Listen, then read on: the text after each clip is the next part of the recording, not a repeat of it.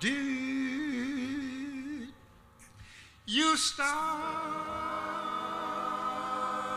to pray this morning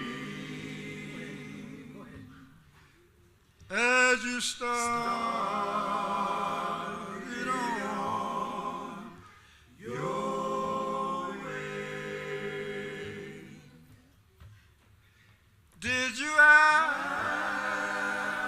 the Lord to guide you as you started on through the day?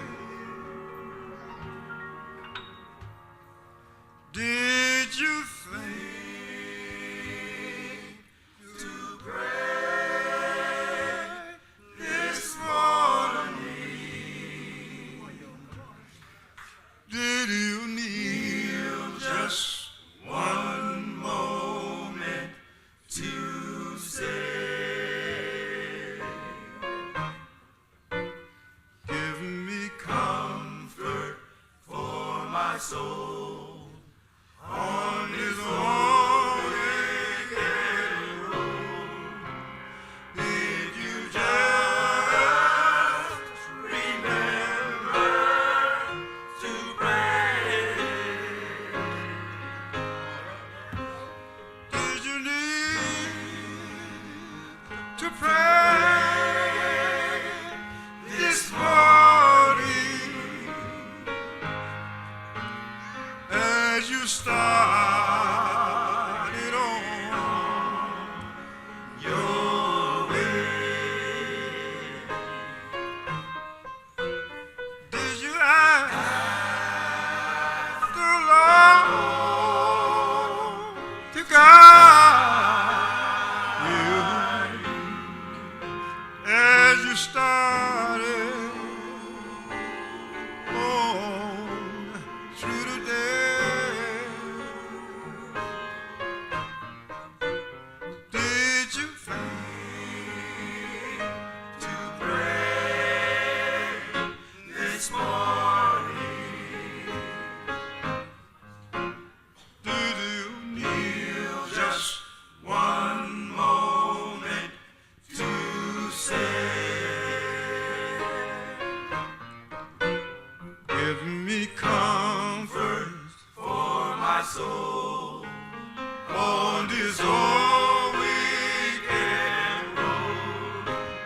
If you just remember to pray, Jesus, He's coming again. I know He has promised in His word long time ago. Said I'll come again to take all the men that I was and made white as snow. Did you think to pray this morning? Did you kneel just one moment to say, give me comfort for my soul on this long wicked road?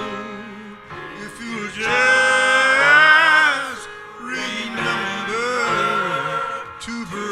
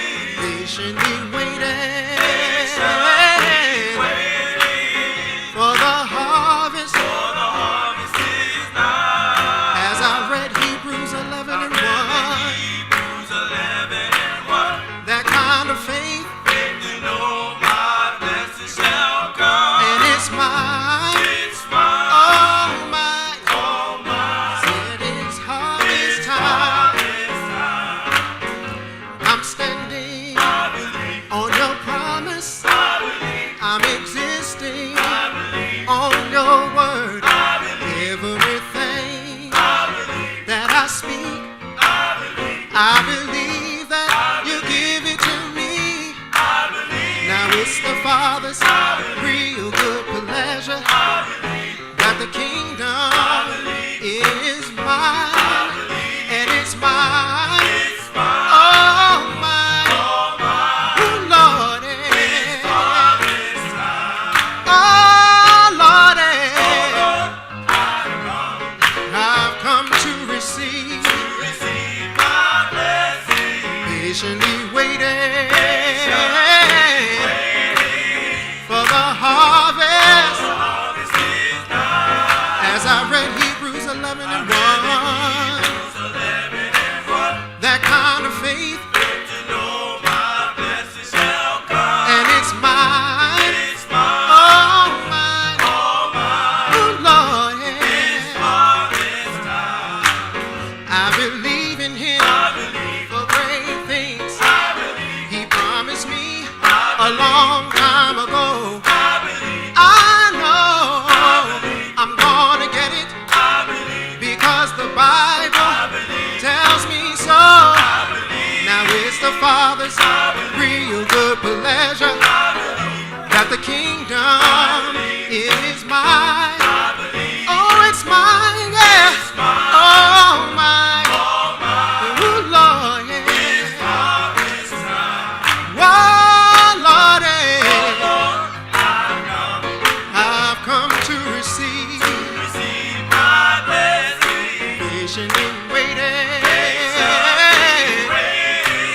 for the harvest is nigh. As I read Hebrews 11 and 1, that kind of faith, and it's mine. Oh, mine. It is harvest time. Hey, my blessing. Said that my blessing, Lord. I've been waiting a long time. Hallelujah. My faith hasn't wavered. No, no, no, no, no. I'm holding on to what the Lord said to me every day. He keeps on blessing me, and it's mine. Oh, mine. Anything you need, said it's mine. Oh, mine. Said it's harvest time. Whoa, there's a blessing. There's a blessing. Yeah. Now I believe it because I decree it, and the Bible says, yeah, if I decree it, you'll establish it. That simply means, oh Lord, if I speak it, I can receive it. Yeah. And my blessing, oh Lord, we'll say it again. My blessing, yeah. Why don't you sing it with me now? Cause I'm gonna get mine. I'm gonna get mine. I'm gonna get mine. Yeah. I'm gonna get mine. Are you gonna get yours? Are you gonna get yours? Cause I'm gonna get mine. Yeah. Say I'm gonna get mine. And it's mine. Oh, mine. Anything you need, it is mine. Oh, mine. It is harvest time. Oh, there's a blessing. There's a blessing.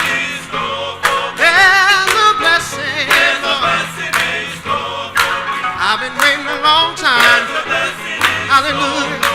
And my faith hasn't wavered.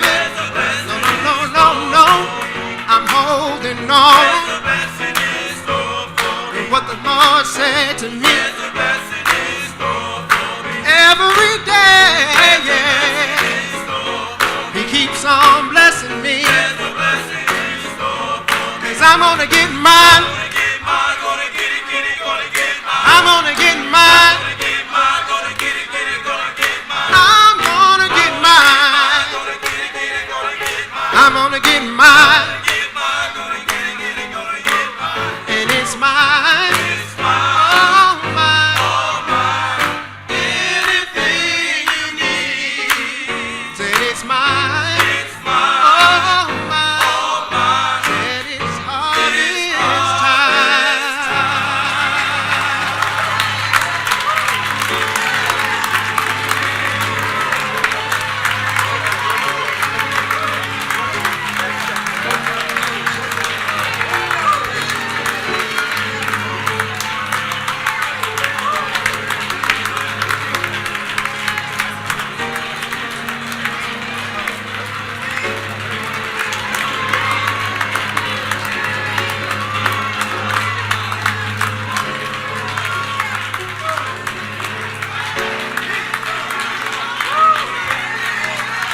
I'm gonna get mine. I'm gonna get mine, gonna get it, gonna get mine. I'm gonna get mine. Gonna get mine, gonna get it, gonna get mine. I'm gonna get mine. Gonna get it, gonna get Are mine. you gonna get yours? Gonna get mine, gonna get it, gonna get mine. 'Cause I'm gonna get mine. Gonna get mine, gonna get it, gonna get mine. I'm gonna get mine, yeah. Gonna get it, gonna get mine. I'm gonna get mine. Gonna get mine. I'm gonna get mine. Get mine, gonna get it, gonna get mine. Said it's mine. It's mine, All mine. all mine.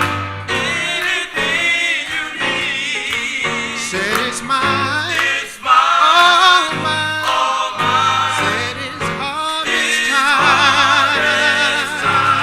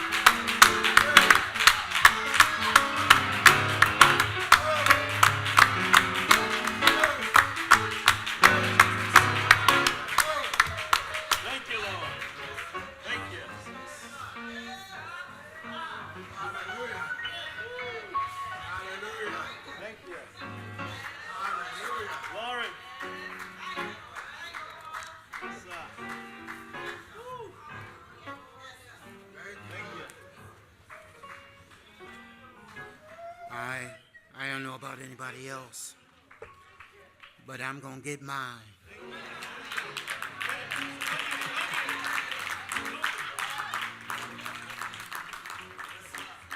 Come on and give the Lord a great big hand for these men.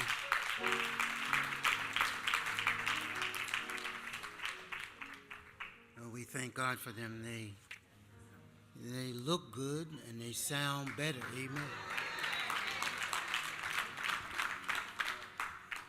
Grateful to them and grateful for their powerful ministry of song. One more time, give the Lord a great big hand of praise.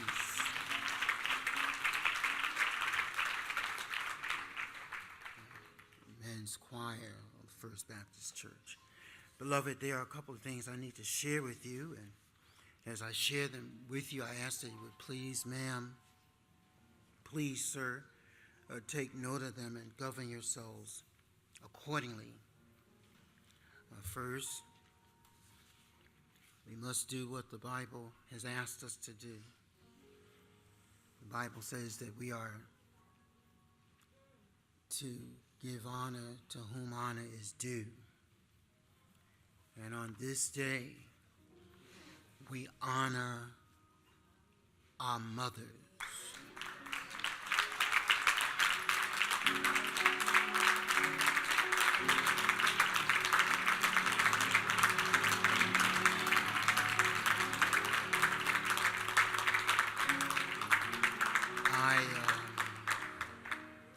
I think this side heard me, this side did not. Let's try this again. We give honor to whom honor is due.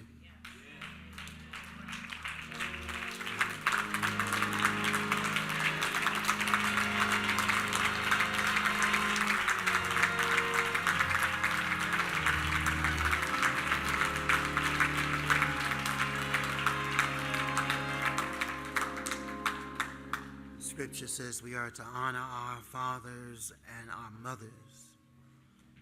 And we honor Mama on Mother's Day. Amen? We wish all of the mothers in our midst today a happy Mother's Day. Our biological mothers, our spiritual mothers, our surrogate mothers, grandmothers, godmothers, mothers to be. Amen. Mother figures, we honor them all today. I'm going to ask all of the mothers in our midst if you would please be so kind as to stand so that we might honor you.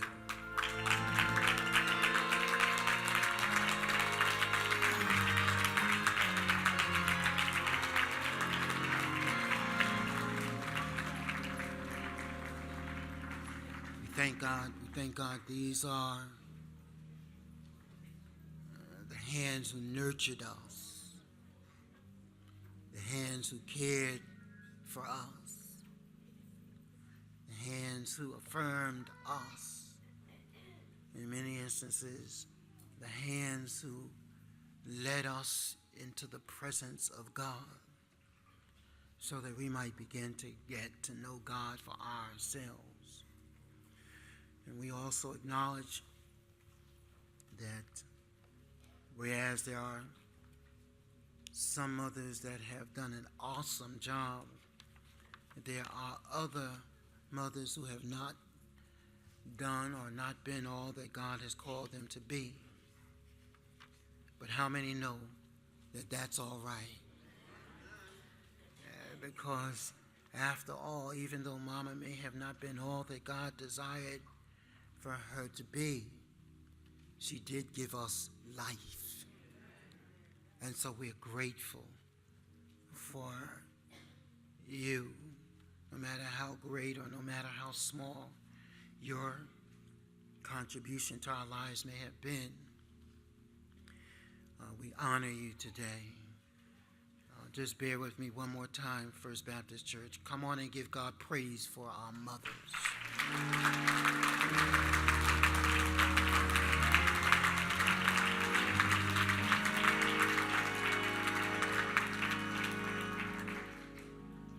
On next Saturday, we will be observing our first evangelism outreach day. And for those of you who know me, you know that my heart is seated and set in evangelism. And our evangelism ministry is going to be helping us to express Christ to the community.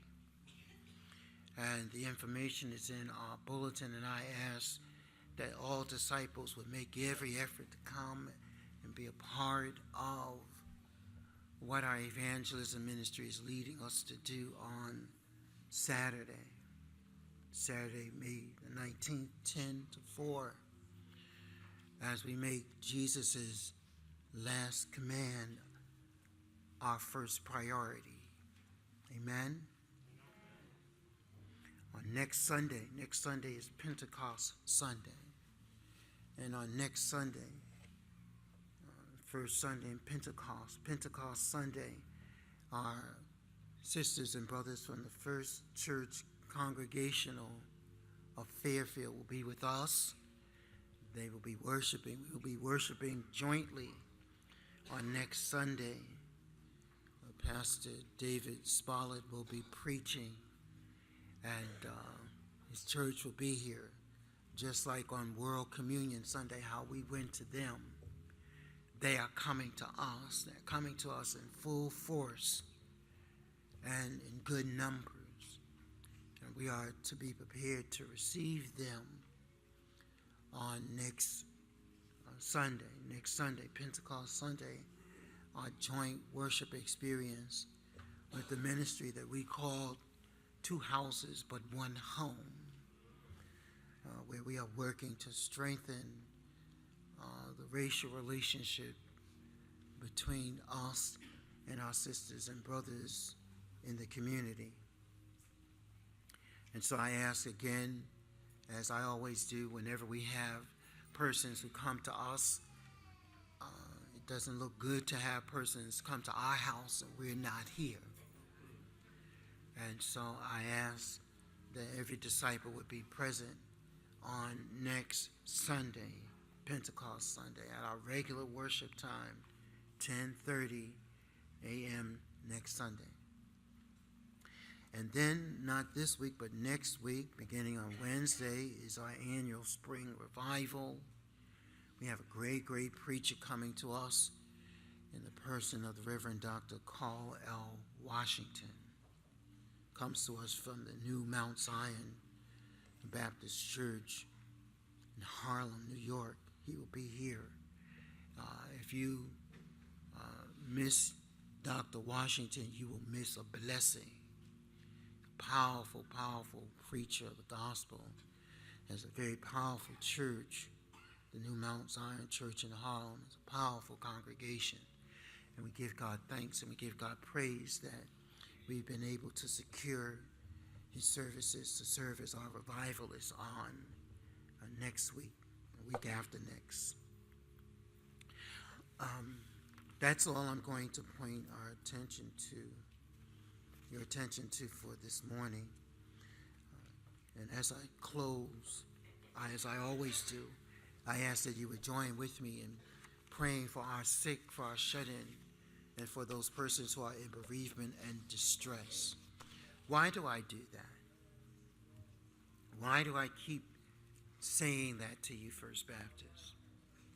Why do I keep imploring you, encouraging you, challenging you to pray for the needs of our sick, for the needs of those of us who are shut in, and for the needs of those who are in bereavement and in distress? Why do I do that? I do that because there is power in prayer.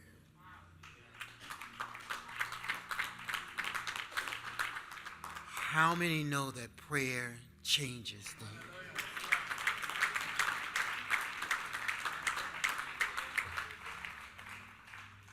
I would go so far as to dare to say that if it were not for prayer, none of us would be here. I'm so glad that when I wasn't giving God or Christ a thought, that God had somebody, somewhere, who took the time to pray for me. Pray, and I will not be satisfied, and I will not be content until we are, as Jesus said, we are in the house of prayer. And so that's why I come before you, and I continuously challenge you to pray so that we might be the praying church that God desires for us to be. Now, beloved, if you would turn with me to our lesson for this morning from the book of Exodus. And I apologize, I tried to provide for you an outline for the lesson. However, I did not do so for today.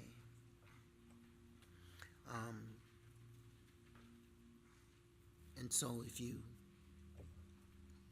need the notes or you need the outline, let me know. I'd be more than happy to provide you the notes or the outline if you so desire. Exodus, in the first chapter of the book of Exodus, verses 15 through 22, and then in the second chapter of Exodus, verses 1 through 10. From Exodus chapter 1,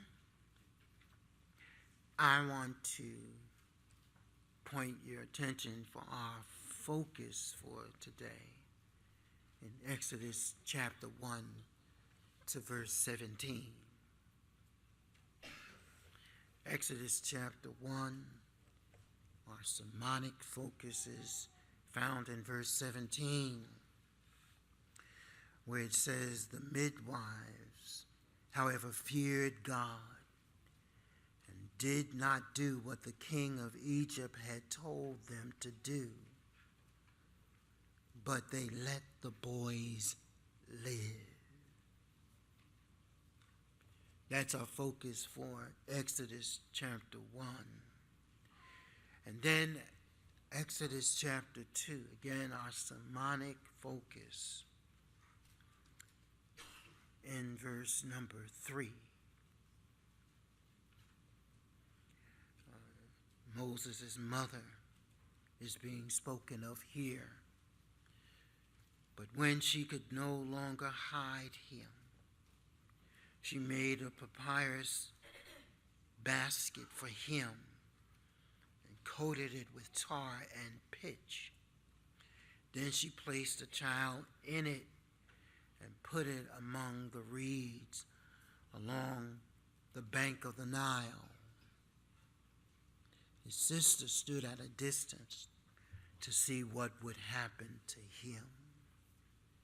In verse number 1, we have the midwives defying the order that was given to them by the king of Egypt. And in chapter 2, we have the heart-wrenching story of a mother who, in order to give her child a chance to live, actually sets her child free. And I want to use for our subject on this Mother's Day, the subject very simply, a mother's faith. A mother's faith. Those Hebrew midwives, Moses' mother, they exercise faith. And the faith that they exercise in both instances is a faith that usually it takes a special person, a person that we call mama, to exercise. A mother's faith. We lift this in honor of our mothers present today. The sociologist Waldo Beach traces the gradual evolution of the concept of the American family, of consisting of 6 or more, to the present ideal family model that is prevalent in our society today. The ideal family, Waldo identifies, consists of 2 parents, a son and a daughter. The ideal family is often modeled on billboards, is often modeled in television programs. And the ideal family is often portrayed as an exact fit for a compact car that heads off for a picnic or to the beach on a hot summer day. The myth of a perfect family is just that. It is a myth. In actuality, this idea of the perfect family consisting of 2 parents, 1 son, 1 daughter, 1 dog, a compact car, and a white picket fence is in actuality more of a burden than anything else in life. The idea that is being portrayed is that if our family does not look like the ideal family,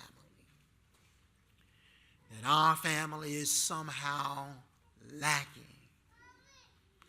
If that is the case, then from day one, I belonged to a family that was lacking. For in my family, I did not have 2 parents, a son and a daughter. I had a mother, a father, 5 sisters, and a brother. It is my humble opinion that the best way to be a family is with 1 whole mother, 1 whole father, a reasonable number of children, adequate resources to care for everyone, and a dynamic faith in God. Even with all the right pieces in place, ideal families are not always ideal. Successful parents are sometimes guilty of sacrificing their children on the altar of their own accomplishments. Drugs, violence, promiscuity, AIDS, and the like all visit the so-called ideal families of the world.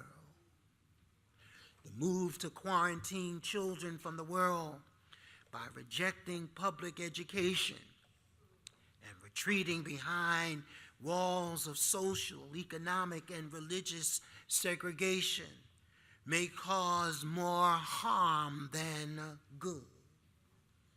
Realities do not go away by our ideal existence of them.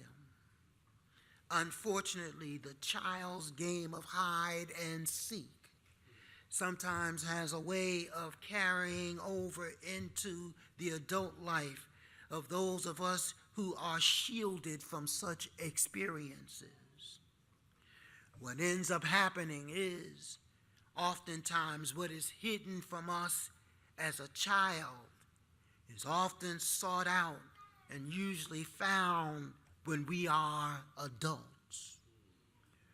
One of the great paradoxes of our lesson is the fact that some of the least powerful and some of the least influential people in life people who fear and serve God are in actuality the very same people whom the Lord uses to demonstrate to us the profound effect that faith has in our lives. The women in our lesson for today discovered the fact that if we are resourceful, if we are persistent, and if we are tenacious, then God is able to turn our problems, to take our problems, and to use them creatively in order to bring about our good. The truth of the matter is there is power when we are bold for God.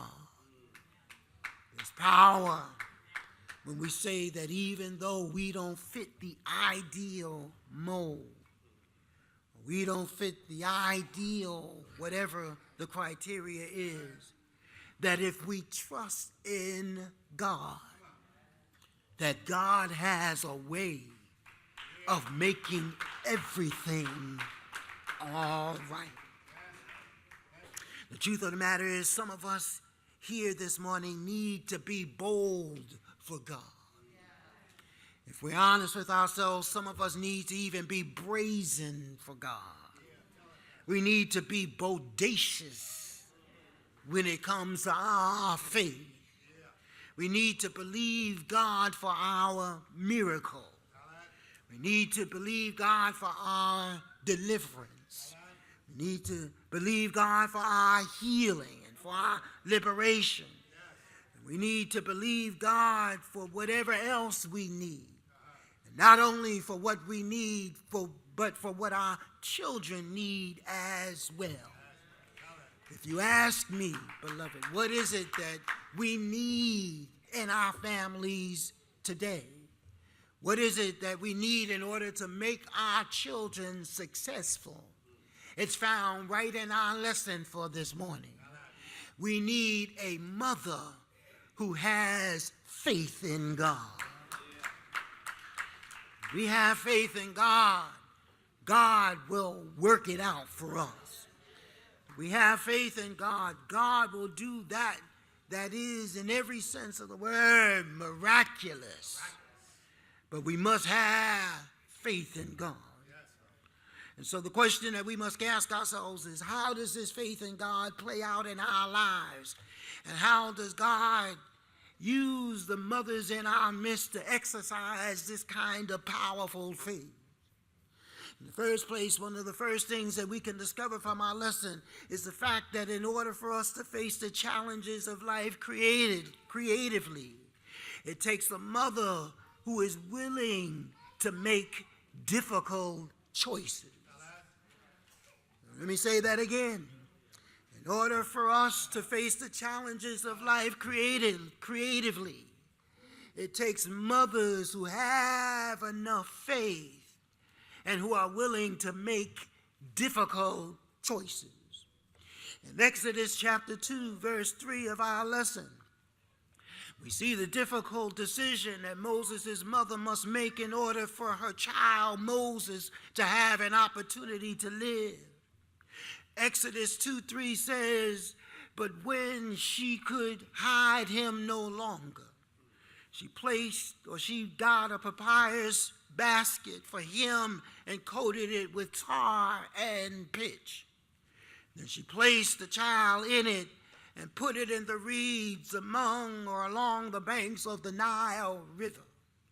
As a matter of fact, our lesson not only reveals the difficult decisions that Moses' mother had to make, but our lesson also reveals the difficult decisions that the Hebrew midwives are forced to make in order to provide the male babies in their community the opportunity to live. The Hebrews had fallen into slavery in Egypt, and when they began to be fruitful and multiply, the Egyptians became afraid that the Hebrews might grow strong enough to rise up and rebel against them. Consequently, the king of Egypt ordered that all the male Hebrew children born should be killed. Imagine what a heart-wrenching experience this must have been like. In order to really appreciate the plight of Moses' mother, we must read between the lines. Pharaoh instructed his officials to find all the baby boys born to the Hebrews and to throw them into the Nile River. Now, can you envision what agony and what apprehension and what turmoil these Hebrew parents must have suffered as it neared time for their babies to be delivered? Instead of being one of the most exciting, one of the most enthusiastic, and one of the most thrilling times in the lives of these parents, they must have watched in sheer distress as they waited to see the gender of their unborn child. Then imagine what they must have felt like. Or they must have felt as if God had cursed them whenever they discovered that they had been given a male child. This is one of the very few instances in the ancient world when parents hoped and prayed for a girl. Usually, they were more interested in the male gender. However, due to the present circumstances, every mother in Israel was praying and asking God not for a boy child, but for a girl child. Or else they were praying that their wombs would be miraculously kept closed. In any event, Moses was born, and as is evident by the words of our text, his birth pricked his mother's heart. He was a fine baby, and his mother hid him for as long as she could hide him. His mother hid him for 3 months. Just try to visualize what this family must have endured for these 3 months. It must have been 3 months of hell on earth. Instead of being excited about the new addition to their family, they had to live in total and in complete fear and apprehension. Imagine fearing that the baby would cry and be discovered. Imagine how they must have pampered him and covered his mouth in order to try to muffle his cries. Try to imagine what it must have felt like to rise early in the morning and look at your precious child's smiling face and wonder deep in your heart and deep in your soul if this would be the last time that you would see your child, because you feared that someone from Pharaoh's court would pass by your dwelling and at any time and discover your secret. Therefore, with all of these pressures on her, Mama Moses goes into action. When all else fails, and when the odds are stacked against her, Mama will always have our backs. I wonder, have I got a witness in the house this morning? Somehow, Moses' mother discovered that it was an ancient practice for some parents when they were forced to abandon their infant sons rather than to have them taken from them by force, in hopes and perhaps that someone would discover them and take pity on them. I am sure that having to make this decision must have broken her heart, but she felt that she had no choice. And so, when it was impossible for her to hide her son any longer, she secured a basket, plastered it so that it would not leak, gently tucked her baby boy inside, and placed the basket on the bank of the river. It was a difficult decision, but it was a decision that she felt she was forced to make. The truth of the matter is that innovative parents encourage their children to move on in life. Innovative parents teach their children that when life knocks you down, you don't have to stay down. Innovative parents teach their children that in life, winners are knocked down all the time. But what makes a winner is that a winner refuses to stay down. When life knocks us down, all you have to do is fall on your knees. And in due time, have I got a witness? Anybody know that God will pick us up, dust us off, turn us around, and place our feet on solid ground?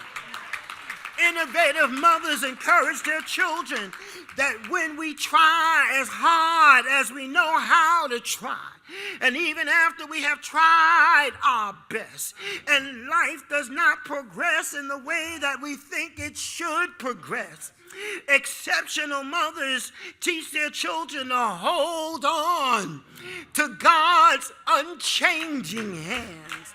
Because sooner or later, if you hold on to God's unchanging hand, our breakthrough and our deliverance will come. I wonder, have I got a witness in the house this morning? Innovative mothers teach their children to stand firm.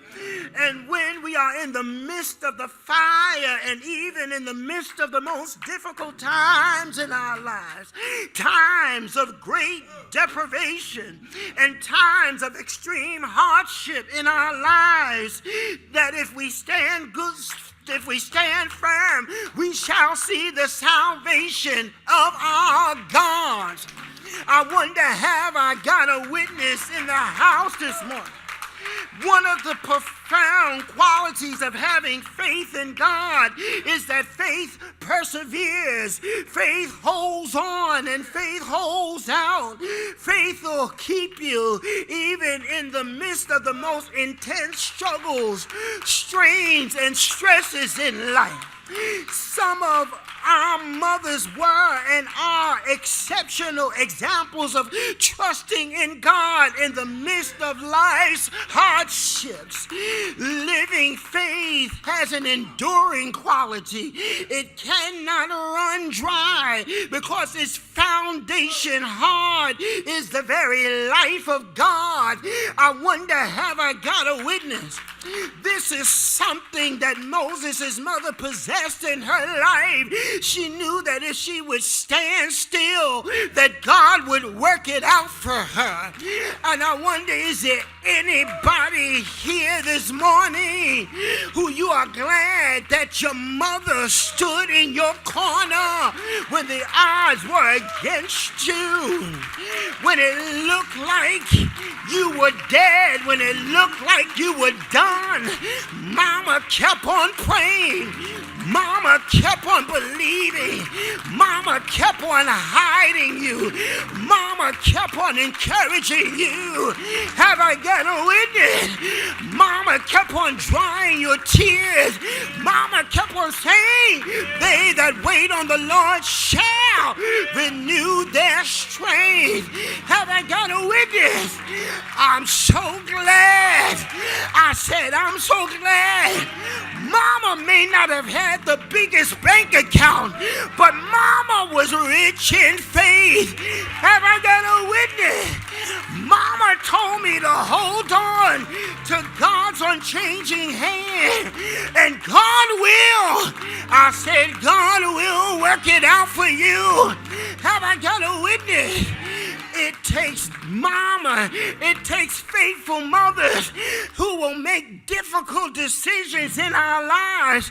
And sometimes difficult decisions means that mama has to sometimes say difficult things to us.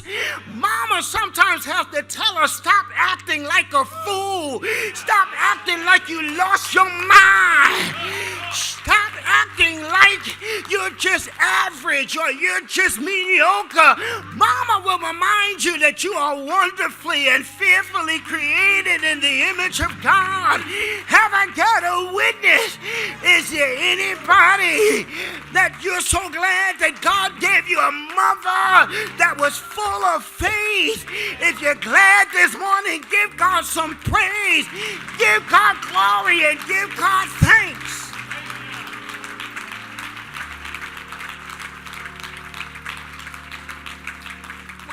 desperately need are mothers who are willing to make difficult decisions like Moses' mother makes in our lesson for today.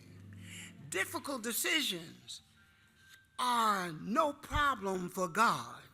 For God is a God who takes that which is difficult and makes it easy. But there's something else we can discover from our lesson. We not only discover from our lesson the fact that in order for us to face the challenges of life creatively, that it takes mothers who are willing to make difficult choices. But we can also discover from our lesson the fact that in order for us to face the challenges of life creatively, it takes mothers who are willing to exercise godly wisdom and spiritual discernment. In order for us to face the challenges of life, let me say it again. It takes mothers who are willing to exercise godly wisdom and spiritual discernment. The godly wisdom and the spiritual discernment that is exercised in our lesson is demonstrated when Moses' mother realized that once Pharaoh's daughter sees the baby in the basket, she will have pity on him. In chapter 2, verses 4 through 9 of our lesson declares his sister, Moses' sister, stood at a distance to see what would happen to her brother. Then Pharaoh's daughter went down to the Nile to bathe, and her attendants were walking along the riverbank. She saw the basket among the reeds and sent her female slave to get it. She opened it and saw the baby. He was crying, and she felt sorry for him. This is one of the Hebrew babies, she said. Then his sister, Moses' sister, asked Pharaoh's daughter, shall I go and get one of the Hebrew women to nurse the baby for you? Yes, Pharaoh's daughter says, go, she answered. So the girl went. Moses' sister goes, and guess who she gets to nurse Moses? She gets Moses' mother. Pharaoh's daughter said to Moses' mother, take this baby and nurse him for me, and watch this, and I will pay you. Y'all see what has happened up in here? You talking about reversal of fate. She went from having to hide her baby to being paid to raise her own child. Our lesson says, so she took the baby and nursed him. The fact of the matter is, being a parent in this age, in this day and age, requires more than mere intelligence and more than human knowledge. It requires godly wisdom and spiritual discernment. Today, our children are not only battling materialism, secularism, and commercialism. Our children are fighting a spiritual battle. There are forces that are battling for the hearts, for the minds, for the affections, and even for the souls of our children. In our lesson for today, Moses' mother realized that she was not fighting simply against the decree of Pharaoh, but she was actually engaged in a spiritual battle. Apparently, the forces of evil realized that God had seen enough of the misery of the children of Israel, and that God was going to raise up an emancipator amongst God's people, and the devil did not like this. I wonder, is there anybody who realized that when the devil starts messing with your child, that it may simply be an indication that the devil sees your child's calling? that the devil sees that God has called your son or called your daughter to be something and to be someone special. And so the devil is trying to mess up God's plan. But guess what? You can't do this unless you have spiritual discernment. You cannot do this unless you exercise godly wisdom. It takes more than simply buying our kids the latest cell phone, or more than simply buying them the latest gadget, or more than simply allowing them to run the streets and to be with their friends. It takes mothers and fathers who realize that the child that I have is actually not my child, it's God's child. It takes parents who understand that my son and my daughter is God's property. God has loaned him, or God has loaned her to me. And since she or he belongs to God, I better make sure that I don't mess with what belongs to God. Because God will get me. God will punish me. That is why the devil is after so many of our children. We may be ignorant or naive to the fact, but the evil one realizes that this world needs young, bright, gifted leaders who will lead God's people into their divinely ordained future. And that is why the evil one is determined in his attempts to frustrate, to discourage, and to dissuade God's plan and God's agenda. Nevertheless, thank God for godly, innovative parents, godly, innovative mothers who, like Moses' mother, do not just abandon their children and who do not just leave their children to do battle against the forces of evil. Instead, godly parents understand that they have to stay on the main line. They understand that they have to keep on talking to God. They understand that they need spiritual insight and they need divine favor in order to combat what's going on in this world. Because in this world, we don't wrestle against flesh and blood. We wrestle against powers, principalities, and wickedness in high places. Somebody has even suggested that spiritual wickedness is in the White House, but I stopped by to remind somebody that the God we serve is greater than any U.S. president. The God that we serve is greater.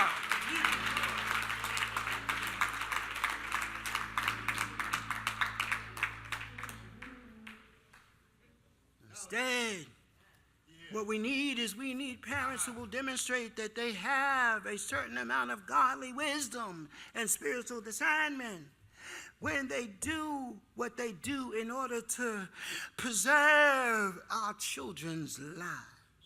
Apparently, Moses' mother possessed this type of wisdom and insight as she instructed Moses' sister Miriam to stand back at a distance and see what would happen to her little brother Moses. Moreover, when Pharaoh's daughter discovered her brother, Miriam was to ask if she should find a Hebrew nursemaid to care for him. When Miriam returned with her own mother showed wisdom and restraint as she agreed to care for the child. She even agreed to be paid wages for it. Today, we who are parents also need godly wisdom and spiritual discernment. We need wisdom to know when to say yes and when to say no. We need wisdom when we need to say to our children, I said no and I mean no. You need to stop allowing your kids to raise you. You need to stop trying to be your kid's friend. You are not your kid's friend. You are his mother. You are his father. And so what? Listen, and so what he sucks his teeth and he rolls his eyes at me. Guess what? You have to do like we do in the church, like we say in the church, I shall not be moved. When they start sucking their teeth and rolling their eyes, look them square in the eye and say, I love you anyhow, and I shall not be moved. You need wisdom to know when to say yes and wisdom to know when to say no. We need to know when to seek outside of assistance and when to keep it all in the family.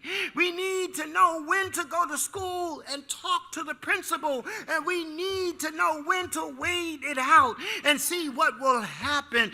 We need to know what it means to give a little more freedom and then what it means to tighten the restraints. We need to know when to rejoice over a new relationship or a friendship and then when to call a halt to it. You have to tell your kids, I choose your friend.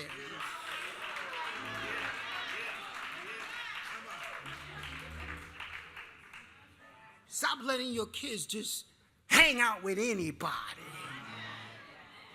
Hanging out with everybody. And then you sit like you the child. Your child tells you, this is what I'm going to do. You need to do like my mama said. And when my mother said it to me, I knew my mama was crazy enough to mean it. My mama said, boy, I brought you in the world.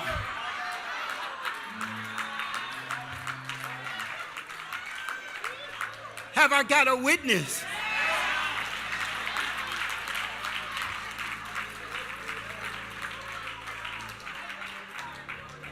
I had a crazy brother who one day when mama was getting on him, he said, I'm going to call the police. And she said, but before you call the police, call the undertaker.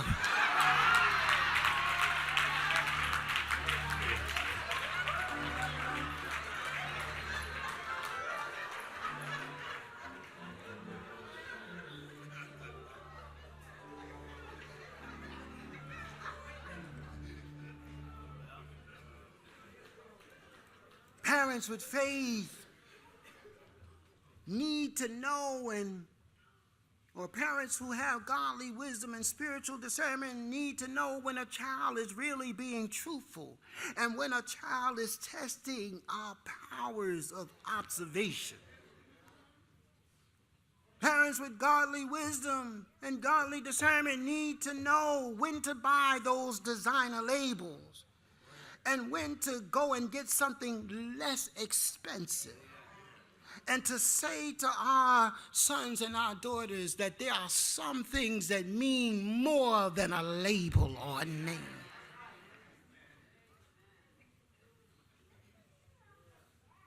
Need godly parents, parents with godly wisdom and godly discernment, who know when our children come to us with difficult questions about life, and we will sit there and answer them and not give them easy answers to difficult questions. Innovative mothers seek to protect their children from placing themselves in situations where they will experience unnecessary hardship, difficulties, headaches, and setbacks in life. Sometimes mama has to say hard things to their children in order to help them to see reality from a different perspective. Sometimes mama has to practice tough love in order to help their children see what others refuse to tell them. Sometimes mama even has to resort to doing something that is ludicrous in order to help prevent their children from placing themselves in situations that could be dangerous and even life-threatening.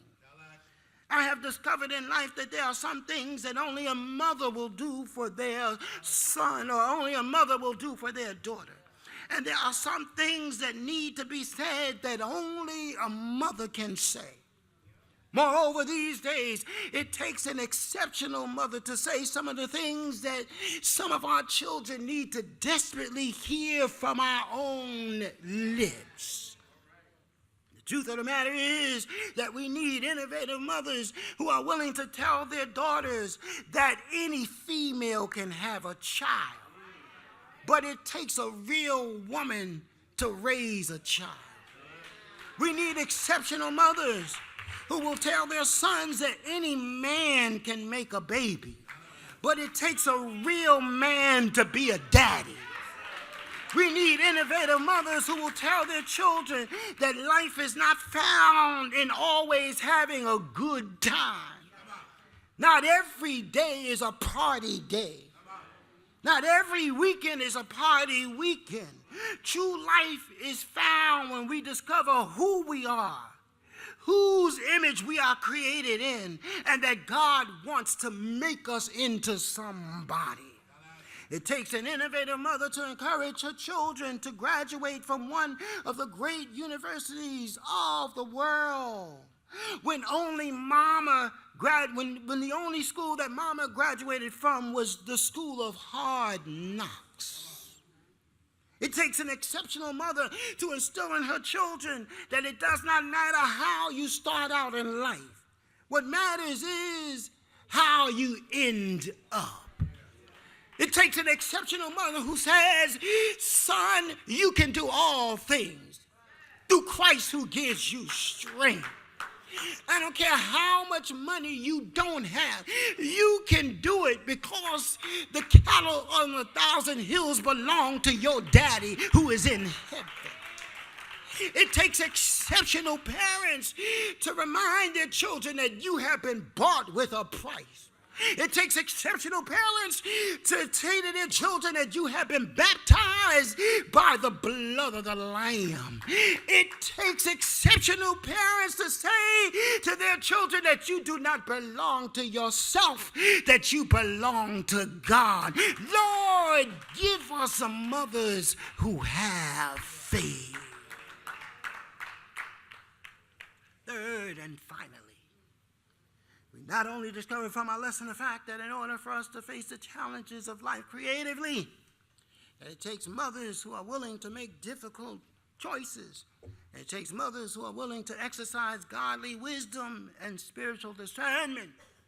But we can also discover from our lesson the fact that in order for us to face the challenges of life creatively, it takes mothers who have a tenacious trust in God's providence.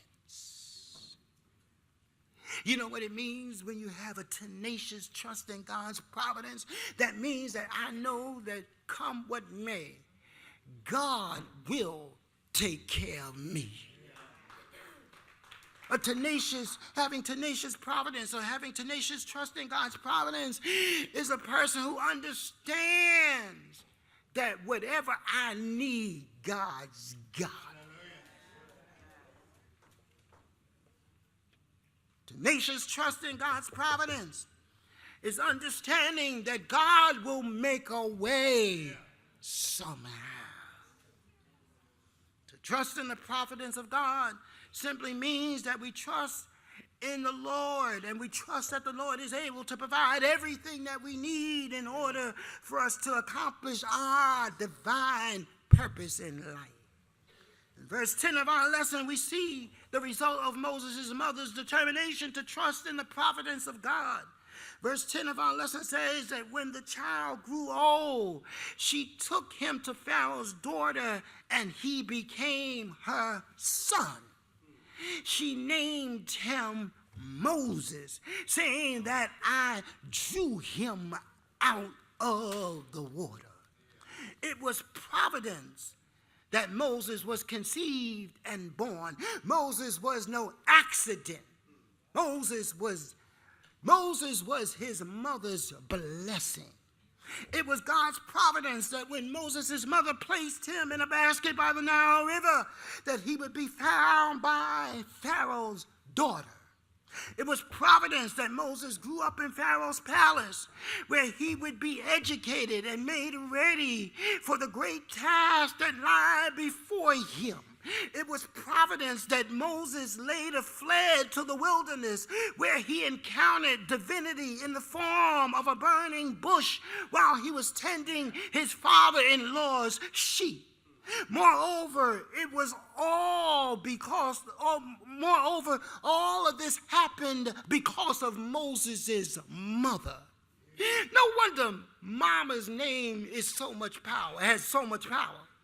Sometimes it amazes me. We have these $1 million athletes making millions of dollars. And yet, when they make a shot, the first thing that they say is, "Hi, mama." You imagine that? Big, powerful athlete, strapping young man calling on mama's name. Thank God for mama.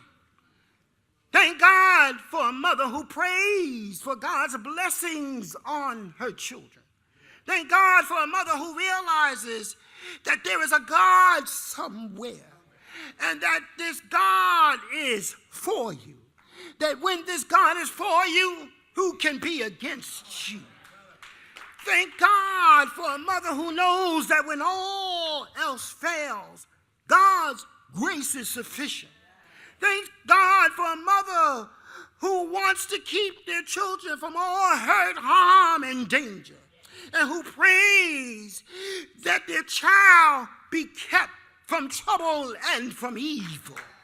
And thank God for the mother who realizes that there comes a time in all parents' lives where they have to trust God and trust or teach their children to trust in God's providence. As much as we would like to, we cannot always be there for our sons and for our daughters. However, a godly mother and a godly father will teach their child, trust in the Lord with your whole heart, and do not lean on your own understanding. In all of your ways acknowledge him, and he shall direct your path. I wonder, have I got a witness in the house this morning? Is there anybody? I thank God that I saw mama pray. But I thank God that mama taught me I can pray for myself. Anybody who you saw mama trust in God, but mama told you that you can trust in God for yourself. I wonder, is there a witness in the house? I'm so glad that mama told me, taste and see that the Lord is good. Have I got a witness? I'm so glad this morning that my mama taught me that just a little talk with Jesus makes everything all right. Have I got a witness?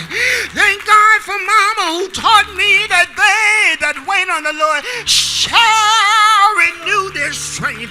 Have I got a witness?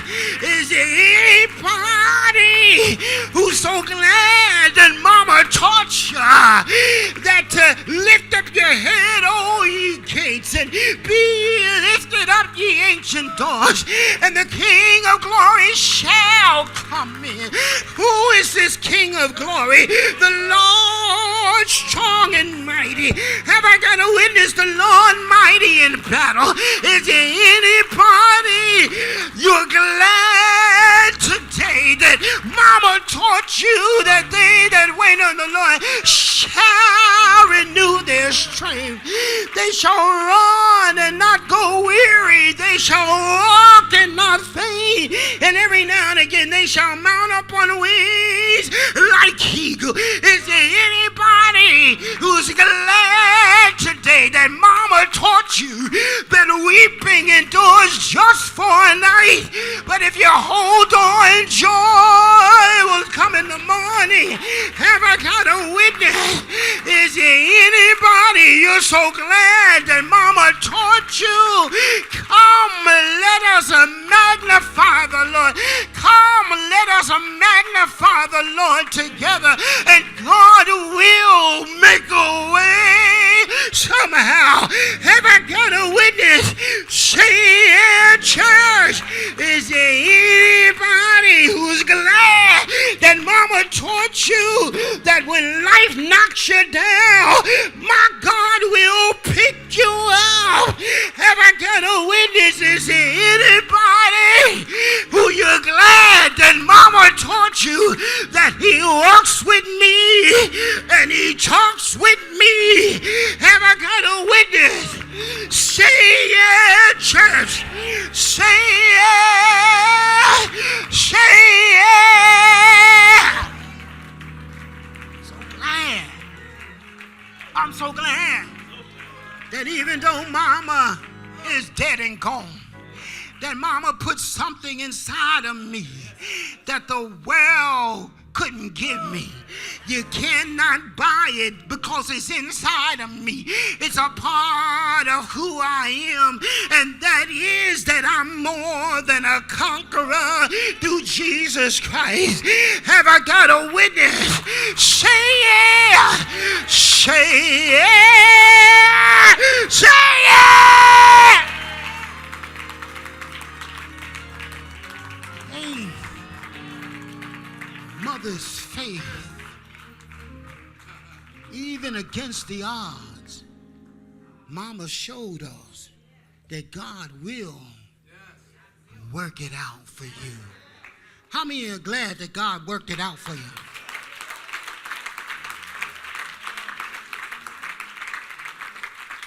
How many know and how many are glad that in some instances God took your enemy, made them your stepping stones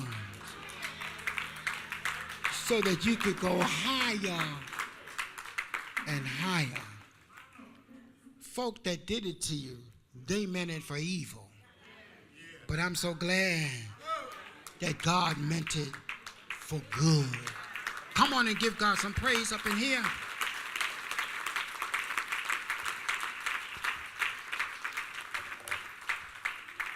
There are some folk who, if they saw me today, they would be amazed. They told me I would never make it. They told me that I was as good as gone. But I'm so glad that when I told mama, my mother would remind me that I don't care who said it, they don't have no heaven to put you in and no hell to keep you out of.